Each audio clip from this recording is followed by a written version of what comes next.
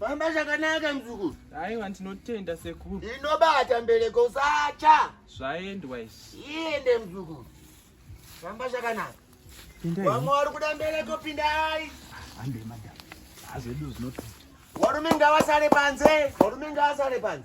Kotongosara sei hanti ndini. Murume ndiye unotakura nhumbe. Handini ndinoitisa kaso. Aiwa. Chakudanai kana ndakukudai muno.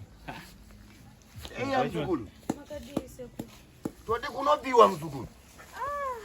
Kwakarema sekuru. Yaramba mbereko. Yaramba sekuru. Aiwa usacha mzukuru. Shuwa ere. Inde mzukuru. Pana ndina mushonga wandinokupa inobata kawani nawa. Shuwa ere sekuru. Saka mushonga uyu manje. Unoda mwana mukomana kana musikana? Chero sekuru. Aina maka mzukuru ndinoutora mu. Ndosungirira kuzasi kwako. Alright. Ndasa kuzasi kwako unoda kutsindirwa manje. Oh. Saka idandi kuite sei mzukuru? Mzukuru.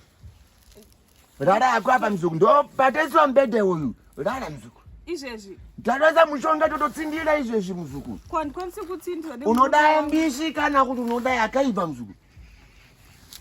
Rara mzukuru, rara.